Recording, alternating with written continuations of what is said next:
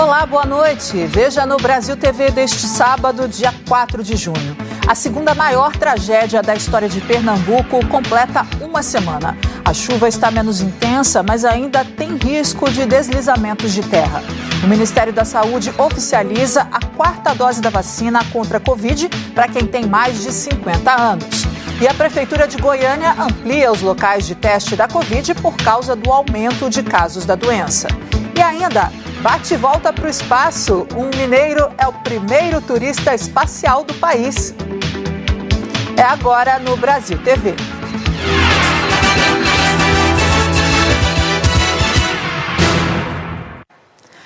A tragédia em Pernambuco, que deixou 128 mortos, completou hoje uma semana. Já é a segunda maior da história do estado e hoje voltou a chover no Recife. A Natália Dielu tem as informações. O dia amanheceu com muita chuva em algumas regiões do Recife.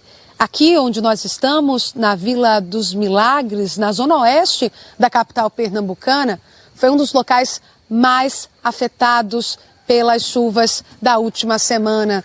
Aqui, algumas barreiras deslizaram e mataram 12 pessoas.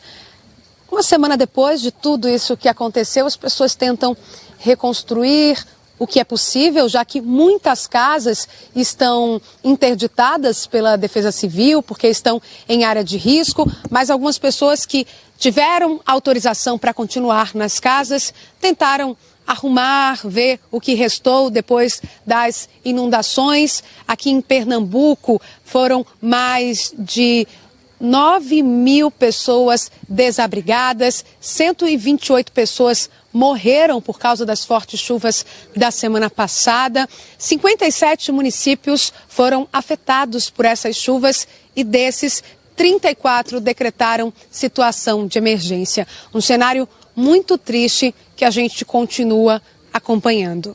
Natália Dielu para o Brasil TV. Outras informações sobre a tragédia no Recife daqui a pouco no Jornal Nacional. E a polícia prendeu 3 homens que participaram de pelo menos 12 roubos em série em um mês na zona oeste do Rio de Janeiro.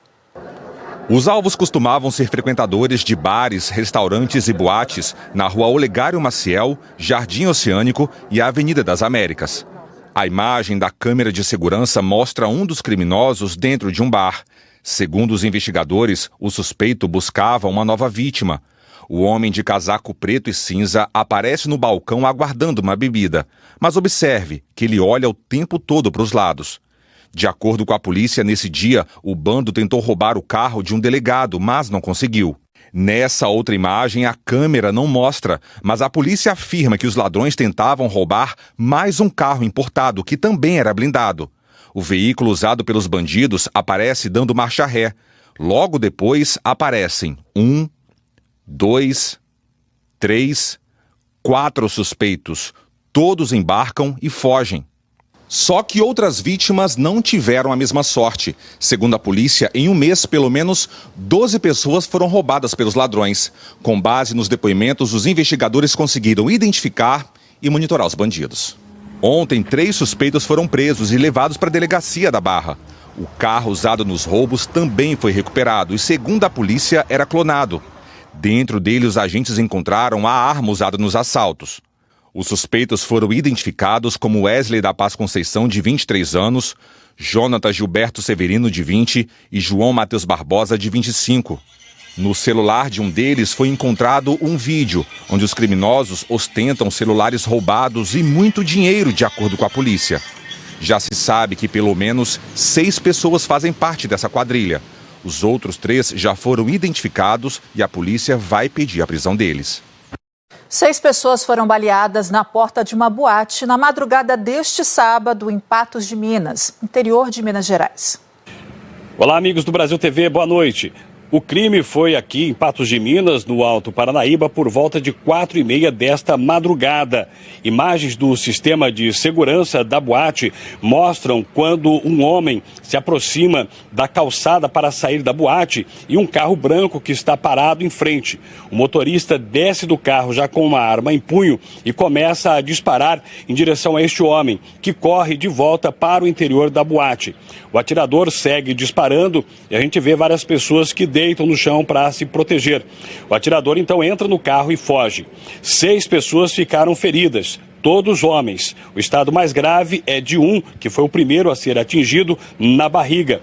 Eles foram levados para o hospital regional aqui em Patos de Minas. O hospital não fornece o estado de saúde dos feridos, mas a informação que nós temos é de que somente 2 pessoas continuam internadas. A pessoa que levou o tiro na barriga e um outro. Os demais foram atendidos e depois liberados. Até agora, a polícia prendeu 5 pessoas, 2 mulheres e 3 homens, que teriam participação na colaboração e também no mando do crime. O autor dos disparos ainda segue foragido. O dono da boate lamentou por meio de nota o acontecido e diz que também está colaborando com a polícia, enviando imagens para a identificação e a punição dos culpados. Eu volto com vocês aí no estúdio. Agora, olha essa história. Em Campo Grande, um preso conseguiu fugir da penitenciária estadual de segurança máxima, aproveitando a forte neblina. O Diego Queiroz tem as informações. Olá, os presos serraram as grades da cela, usaram panos para fazer uma espécie de corda para pular o muro do presídio de segurança máxima de Campo Grande. 2 detentos não conseguiram escapar, um deles inclusive se machucou na ação. Um terceiro está sendo procurado dentro do presídio, a suspeita de que ele esteja escondido na rede de esgoto. O 4º detento conseguiu escapar.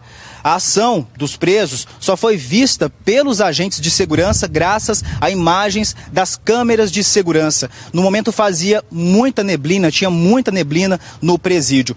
O preso que conseguiu escapar foi identificado como Emerson Siqueira da Silva, de 35 anos. Ele tem passagens por roubo e por homicídio de um homem em Petrolina, no Pernambuco. Ele foi preso junto com o pai e o irmão em novembro de 2018 em um bairro aqui de Campo Grande. Segundo a polícia, eles assassinaram a tiros e golpes de faca o homem de 40 anos por causa de uma pipa com cerol. Hoje foi dia de visitas no presídio de segurança máxima de Campo Grande e a ação dos detentos não atrapalhou a visitação. A Agência de Administração do Sistema Penitenciário de Mato Grosso do Sul diz que vai investigar o caso e tentar entender como é que o detento que escapou conseguiu fugir bem perto de uma guarita.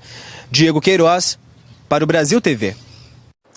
Vamos falar agora da Covid. Neste momento de alta de casos, a vacinação continua ganhando um novo reforço. O Ministério da Saúde oficializou hoje a recomendação da 4ª dose para pessoas com mais de 50 anos. Olha, a recomendação vale para quem tomou a primeira dose de reforço há mais de 4 meses. As vacinas da Pfizer, Janssen e AstraZeneca podem ser usadas agora, independentemente da dose que foi aplicada na primeira dose de reforço.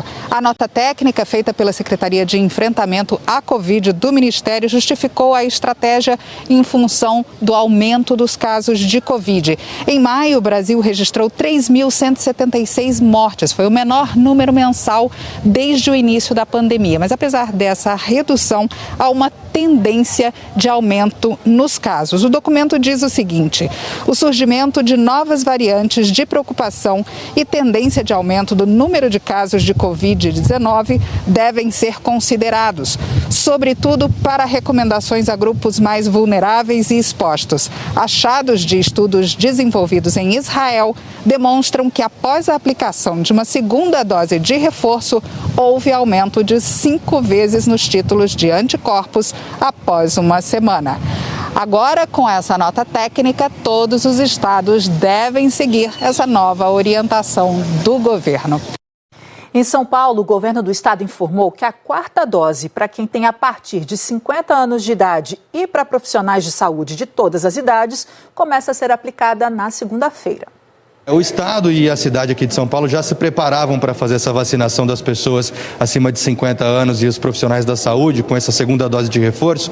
Estavam esperando esse instrutivo passado pelo Ministério da Saúde. Então, hoje de manhã, o Ministério da Saúde divulgou essa recomendação para a vacinação da quarta dose nesse público e, por isso, já Estado e Prefeitura já trabalham, então, com essa data de começar essa vacinação na segunda-feira. Começa agora, então, esse planejamento de logística para poder distribuir as doses para os municípios e aí sim esse calendário de vacinação atualizado com essa segunda dose de reforço para esses dois públicos, pessoas acima de 50 anos e também os profissionais da saúde. É importante. E por causa do aumento do número de casos de Covid, a Prefeitura de Contagem, em Minas Gerais, está fazendo um mutirão para testar os moradores da cidade. Cedinho deu fila. A tenda ainda não estava aberta e já tinha muita gente querendo saber se está com Covid. O noivo da Mairine pegou, está isolado e ela bem preocupada. Meu medo é passar para as pessoas, transmitir para minha família, deixar com que eles passem mal e eu não quero isso não. Se tiver positivo, eu vou ficar em casa. A tenda foi montada num lugar estratégico de Contagem, bem movimentado, na feira de artesanato do Eldorado. Na primeira barraca, quem quer fazer o teste apresenta documentos, cartão do SUS, carteira de identidade, comprovante de endereço e preenche uma ficha. A babá, que já tomou a quarta dose, contou na triagem que quer fazer o exame para proteger as crianças que ela cuida e também quer seguir livre da Covid. Agora está aumentando de novo, né? Então a gente tem que continuar se precavendo, né? Para poder não pegar, né? Porque não quero pegar isso, não. Na tenda ao lado, a equipe da Secretaria de Saúde faz o teste rápido de antígeno, aquele que coleta o material no nariz. Qualquer morador de Contagem pode fazer o teste, até os que estão sem sintomas. A Prefeitura planeja testar hoje 2.500 pessoas para fazer um mapeamento de quem, de fato, está infectado pelo coronavírus aqui na cidade. Só em abril, a Secretaria de Saúde de Contagem registrou 389 casos de Covid-19. Em maio, até o dia 23, 374. Se a testagem de hoje revelar muitos novos casos, a Prefeitura pode mudar a estratégia para enfrentar essa fase da pandemia. Nós podemos, prover ações. A gente já fez ontem uma recomendação de retorno de utilização de máscara em locais fechados. Consegue repensar as estratégias para redução da transmissão do vírus. Já a Prefeitura de Goiânia ampliou os locais de testagem para Covid. Quem conta para a gente é o Honório Jacometo. Olá! A grande procura da população obrigou a Secretaria Municipal de Saúde de Goiânia a aumentar o número de locais para testagem da Covid e também reabrir o sistema drive-thru, onde não é preciso fazer o agendamento. No total, serão 12 mil exames, metade foi feita hoje e o restante será aplicado amanhã. A partir de segunda-feira serão feitos até 9 mil testes diários de antígeno, em que o resultado sai em cerca de 20 minutos. Dados da Secretaria de Saúde de Goiânia mostram que em abril foram 886 testes positivos. Em maio, o número passou para 10.375, aumento de mais de 1000%. Felizmente, esse grande número de casos não está sobrecarregando o sistema de saúde. As autoridades dizem que isso só não acontece porque muita gente já tomou a vacina e, portanto, não desenvolve a forma mais grave da Covid. Voltamos aos estúdios do Brasil TV. É importante manter a vacinação em dia. E postos de saúde em todo o país abriram neste sábado para vacinar contra a gripe e o sarampo. A campanha foi prorrogada. O Arnaldo Araújo acompanhou o dia lá em Fortaleza. Olá, a cobertura vacinal dos cearenses não atingiu nem 45% para a influenza, de acordo com a Secretaria Estadual da Saúde. Já contra o sarampo, pouco mais de 35% do público-alvo foram vacinados. Em Fortaleza, 2 postos de saúde funcionam durante o fim de semana para aplicar as doses. Na semana, a população pode ir a qualquer uma das unidades básicas de saúde espalhadas pela capital. A campanha foi prorrogada até o dia 24 de junho e a meta é vacinar pelo menos 90% dos públicos prioritários para a influenza, que são formados, por exemplo, por idosos acima de 60 anos, trabalhadores da saúde e professores.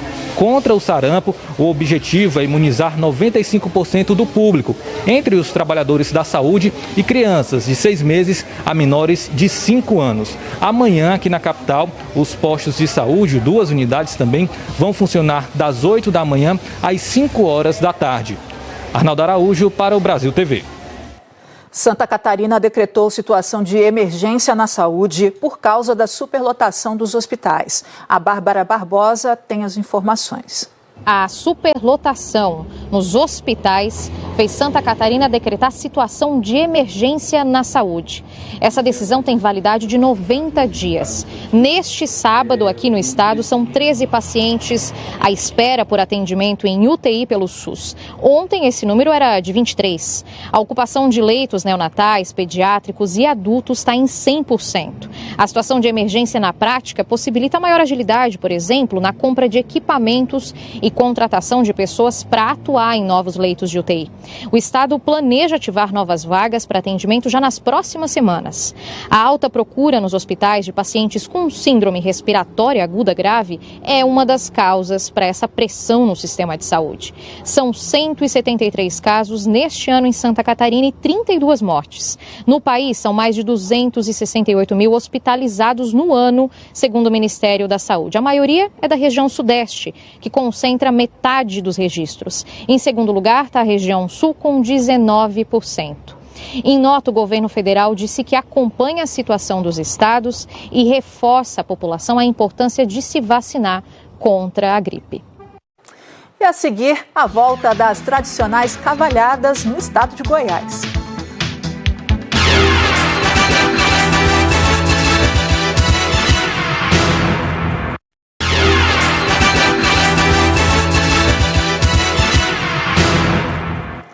E depois de 2 anos de ausências devido à pandemia, as tradicionais cavalhadas de Pirenópolis, em Goiás, estão de volta e com novidades. Muito boa noite para você que acompanha o Brasil TV. Hoje os cavaleiros mascarados percorreram as ruas históricas da cidade, interagindo com a população e, claro, com os visitantes também. Mas o momento mais aguardado, que são as cavalhadas, começam amanhã. A encenação não vai acontecer no tradicional cavalhódromo, que fica no centro de Pirenópolis. O local foi interditado para a reforma e a festa será no módulo esportivo da cidade. Na segunda-feira acontece o segundo dia de comemorações com o batismo dos mouros e na terça tem o encerramento com a confraternização entre mouros e cristãos. A festa das cavalhadas acontece há mais de 200 anos na cidade e atrai milhares de pessoas. Para esse ano, a Prefeitura recomenda a utilização de máscaras em locais de grande aglomeração. Voltamos aos estúdios do Brasil TV. E o mineiro Vitor Correia Espanha se tornou hoje o primeiro turista do país a ir ao espaço. Ele e outros 5 tripulantes decolaram por volta das 10 horas no Texas, nos Estados Unidos. O mineiro participou de um voo da empresa do bilionário Jeff Bezos. Foi um bate-volta ao espaço com cerca de 10 minutos de duração. O foguete alcançou uma altitude de cerca de 100 quilômetros e depois caiu em queda livre de volta à Terra. Vitor, que é engenheiro de produção e mora em BH, fez história hoje depois de ganhar essa viagem em um sorteio. Antes dele, o único brasileiro a ter ido ao espaço foi o astronauta Marcos Pontes, que passou 8 dias na Estação Espacial Internacional em 2006. Nós conversamos há pouco com a família do Vitor sobre essa experiência dele, claro, de todos que acompanharam pela TV essa viagem. Nossa, o coração tá mil, né? Pra gente é um privilégio estar aqui homenageando o Vitor e, poxa, um menino incrível. É o início de uma nova era para ele, Nossa, a gente tá muito feliz mesmo. É muito lindo ver que o Vitor, a vida inteira, foi preparado para coisas altas que Deus tem na vida dele. E agora teve essa oportunidade de ver que tá tudo fluindo de uma forma tão linda que ele merece estar lá e tá sendo emocionante. E bota emoção nisso, hein? O Brasil TV fica por aqui. Outras notícias no Jornal Nacional, às 8h30 da noite, hora de Brasília. Uma ótima noite para você e um bom fim de semana.